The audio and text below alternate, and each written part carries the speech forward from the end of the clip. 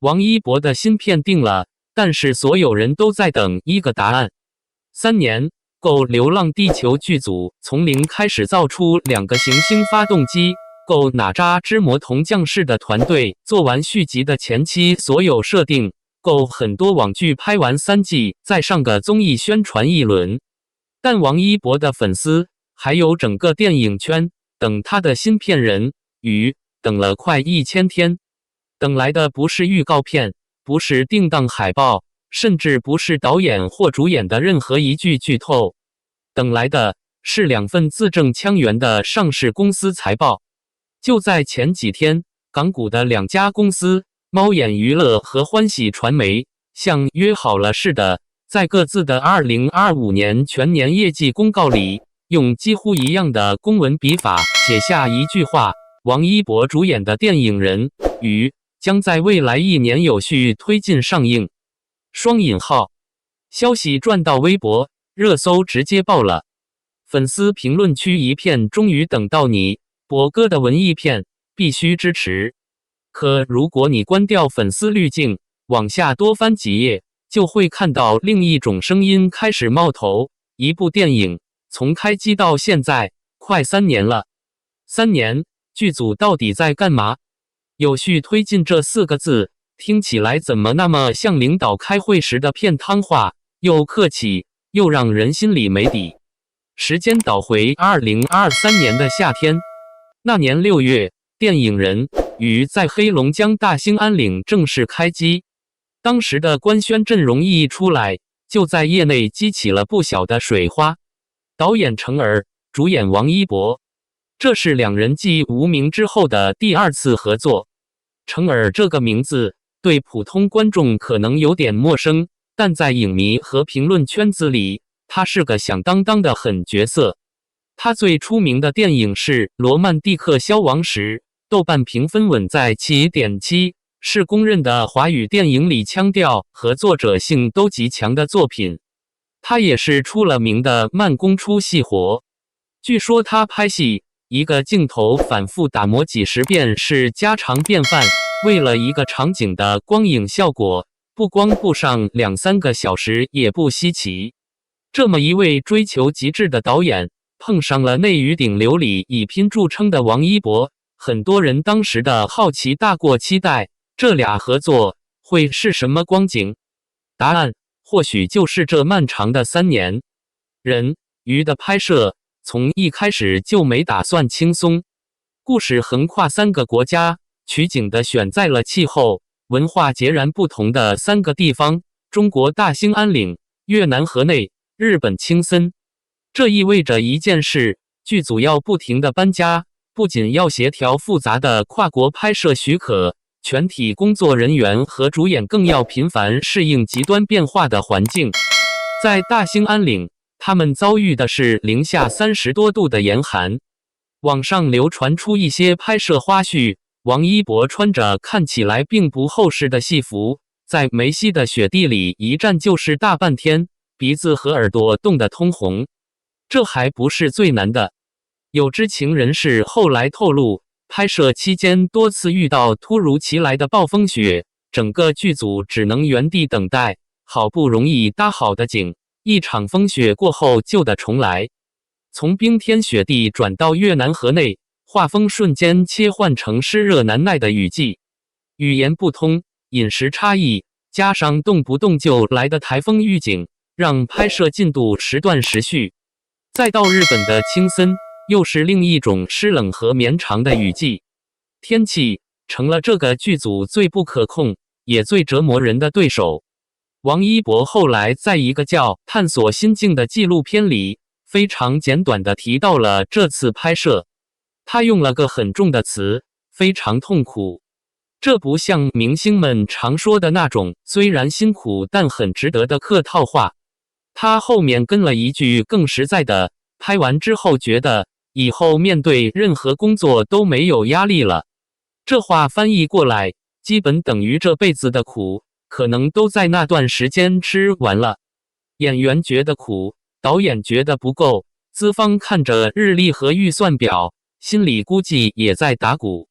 因为人鱼从立项开始就挂上了一个明确的标签——文艺片。这是程耳最熟悉也最擅长的领域，但也是商业上最让人捏把汗的领域。我们来看看程耳导演过去的成绩单：《罗曼蒂克消亡史》成本不低，全明星阵容，最终票房1.2亿人民币，靠着过硬的口碑，算是没亏，但也绝对没赚到大钱。到了无名，同样是文艺片基调，因为有王一博的加入，票房冲到了9.3亿。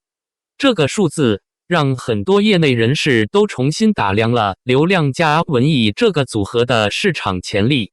但人鱼的情况又有点不一样，他的阵容看起来更纯粹，核心就是程耳和王一博，搭配金鸡奖级别的制作班底，汤唯、王传君等演员加盟。他瞄准的显然是电影节、影评人和那些对电影语言有要求的核心文艺片观众。这群人主要集中在一二线城市，年龄和审美都相对成熟。而王一博的粉丝基本盘呢？庞大、活跃、消费力强，但画像以年轻女性为主，并且大量分布在2、3线甚至更下沉的市场。这两个群体当然有重叠的部分，但重叠面有多大？没人敢打包票。这就让人鱼的片方面临一个近乎无解的选择题：电影后期做完了，该怎么卖？是彻底走高端文艺路线，奔着拿奖去，但可能要接受票房上的平淡，还是想办法在宣传上往商业类型片靠一靠，多吸引一些普通观众进场，但这又可能被核心文艺片观众批评挂羊头卖狗肉。这种犹豫很可能就是有序推进背后的一部分真相。片子拍完了，但以什么面貌，在什么时机推向市场，每一步都得掂量。对于王一博自己来说，人鱼的意义可能比一部电影的票房成败更重要。他从偶像团体出道，凭《陈情令》爆红成为顶流，再通过街舞综艺巩固了实力派形象。但流量明星这个标签就像一层坚固的壳，既是保护也是束缚。想从明星真正走进演员的序列，他需要一部有分量的作品来破壳。无名是个漂亮的起点，让他拿到了金鸡奖最佳男主角的提名，证明了他能和梁朝伟这样的影帝对戏而不落下风。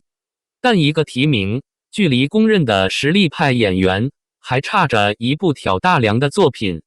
人鱼就是这部作品。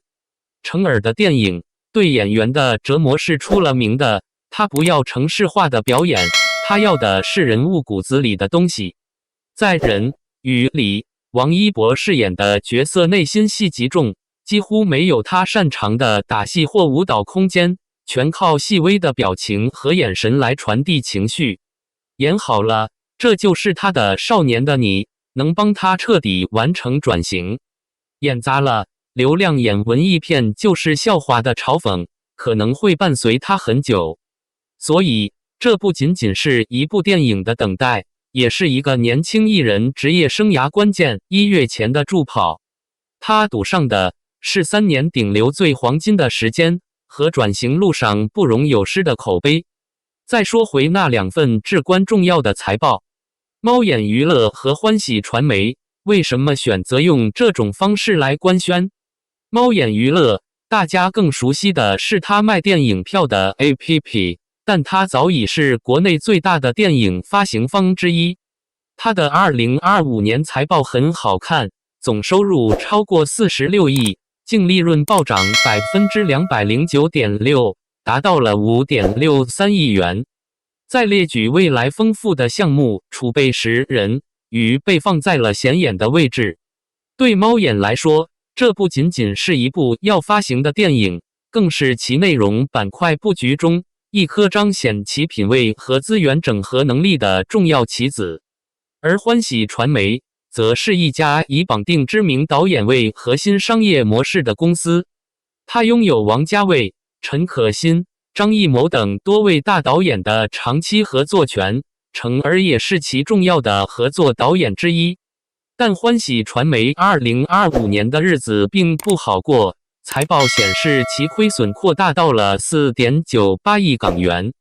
在这样的时候，财报里明确写上人鱼的进展，更像是一种坚定的表态，我们的核心资产导演和项目都在稳步推进，请股东们放心。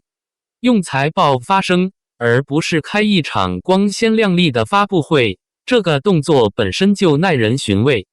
它剥离了娱乐新闻常有的喧嚣和泡沫，把这件事拉到了一个更冷静，甚至更冷酷的维度，资本和市场的耐心。它像是在告诉所有人，这片子没黄，它在我们的计划表上，但它首先是一个被评估着风险和回报的投资项目。于是，所有人都在等的那个答案变得越来越复杂。它不再仅仅是电影好看吗？而是变成了一连串的问号。一部耗时3年、跨国拍摄的文艺片，它的成本到底有多高？王一博的票房号召力，这次能覆盖多广的受众？成耳的作者表达，能在票房上得到多少现实的回应？猫眼和欢喜的这次压注，最终财报上的数字会是红还是绿？电影院里，灯光暗下，银幕亮起。